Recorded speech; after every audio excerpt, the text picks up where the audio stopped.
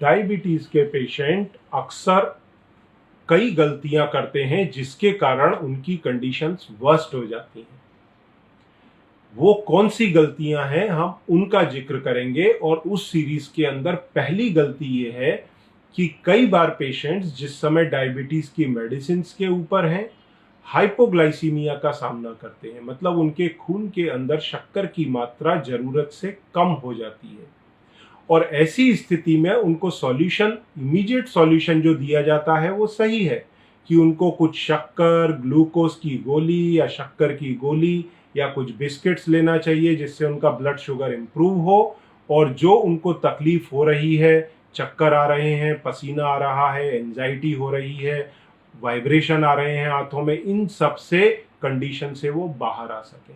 ये क्यों होता है? क्योंकि रक्त के अंदर, खून के अंदर शक्कर की मात्रा जरूरत से ज्यादा कम हो गई है, तो ब्रेन को प्रॉपर मात्रा में ग्लूकोज नहीं मिल पाता और पेशेंट की स्थिति देखते देखते बिगड़ने लगती है।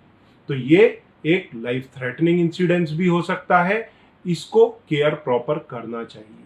अब ऐसी स्थिति में जो उसको सलाह दी जाती है वो ये दी जाती है कि आप अपनी डाइट पूरी तरह से इंप्रूव करें और हर 2 घंटे पे कुछ ना कुछ खाएं जिससे आपके ब्लड में शुगर का लेवल नीचे ना चला जाए, पर यह सलाह ठीक नहीं है। डायबिटीज के पेशेंट के अंदर ब्लड में शुगर आ कहां से रही है? डाइट से।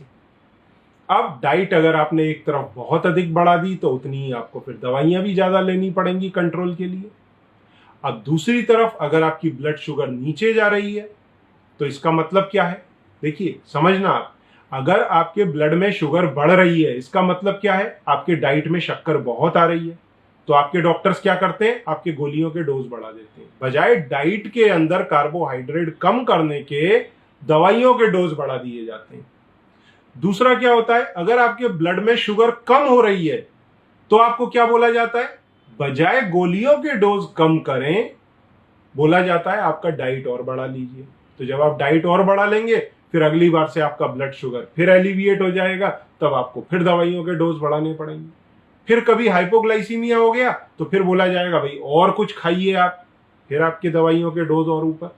तो ये डोजेस डे बाय डे आपके बढ़ते चले जाते हैं और आखिरी में आप इंसुलिन के इंजेक्शन तक पहुंच जाते हैं। तो ये गलती आप ना करें। अगर आपकी बॉडी डायबिटीज के ट्रीटमेंट के बाद में हाइपोग्लाइसीमिया में बार बार जा रही है तो डॉक्टर को बात करें, अपनी डायबिटीज के मेडिसिन को रीशेड्यूल करें, डोजेस कम करें। क्योंकि हाइपोग्लाइसीमिया कब होता है? एक नॉर्मल आदमी में तो नहीं होता। आपने कभी सुना है कि एक नॉर्मल आदमी जो डायबिटीज की दवाई पे नहीं है उसको इतना चक्कर आया कि वो चक्कर खा के गिर पड़ा? कभी वंस इन ब्लू मून आपने पतले दुबले बच्चों के देखा होगा, दोपहर का लंच स्किप हो गया या डिनर स्किप हो गया और चक्कर आ गया। वो वंस इन ब्लू मून किसी की लाइफ में एक टाइम हो जाए, बात अलग है। परंतु अक्सर बॉडी में बैलेंसिंग मैकेनिज्म होता है। जब आपके ब्लड के अंदर शुगर कम होने लगती है तो आपकी बॉडी फैट से एनर्जी लेना चालू कर देती है, परंतु ब्रेन को ग्लूकोज चाहिए। तो हमारी बॉडी क्या करती है? फैट से भी कुछ मात्रा में ग्लूकोज बना देती है, ब्रेन को सेटिस्फाई कर देती है, नर्व्स को सेटिस्फाई कर देती है। तो ये मैकेनिज्म हमारे बॉडी में चलता रहता है। पर जब आप ये गोलियां खाते हैं डायबिटीज की तो ये तेजी से आपके खून की शुगर को सेल के अंदर डालना चालू करती है।